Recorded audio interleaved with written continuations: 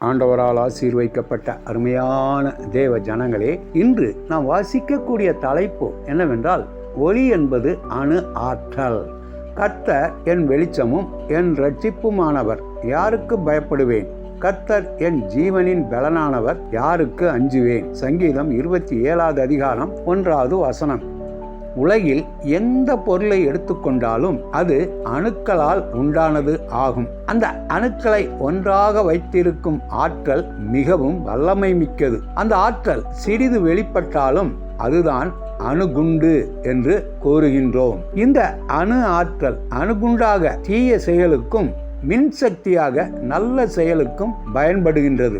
ஓர் அணு 2 ஆற்றல் மட்டங்களில் இருக்கும். ஒன்று குறைந்த ஆற்றல் மட்டம், மற்றொன்று உயர்ந்த ஆற்றல் மட்டமாகும். வெப்ப ஆற்றலை எடுத்துக்கொள்கின்ற அணு உயர் ஆற்றல் மட்டத்திற்கு செல்லும். அங்கிருந்து குறைந்த ஆற்றல் மட்டத்திற்கு வரும்போது தன்னிடமுள்ள அதிகப்படியான ஆற்றலை ஒளியாக கொண்டு வரும். ஆகவே சிறு சிறு கற்றைகளால் ஆன ஆற்றலே ஒளியாகும். அந்த சிறு சிறு ஒளிக்கற்றைகளை புரோட்டான்கள் என்று அழைக்கின்றோம். ஆற்றல் குறைந்த நீல நிற புரோட்டான்கள் முதல் ஆற்றல் அதிகமான சிவப்பு நிற புரோட்டான்கள் வரை பல நிற புரோட்டான்கள் உள்ளன. ஓர் இரும்பை அதிக வெப்பத்திற்கு சூடுபடுத்தும் பொழுது இரும்பு எல்லாவித புரோட்டான்களையும் ஒரே நேரத்தில் வெளிவிடுகின்றது. எனவே அவை வெண்மையாக காணப்படுகின்றன. அந்த இரும்பை குளிர்ச்சிப்படுத்தும் போது முதலில் ஆரஞ்சு நிற புரோட்டான்களை வெளிவிடுகின்றது, பின்பு சிவப்பு நிற புரோட்டான்களை வெளிவிடுகின்றது.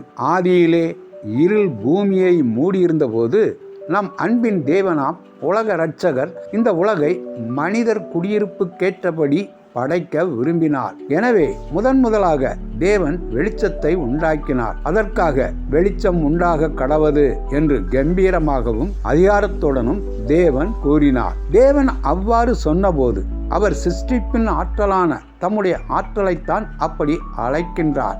தேவன் சொல்ல ஆகும், அவர் கட்டளையிட நிற்குமே.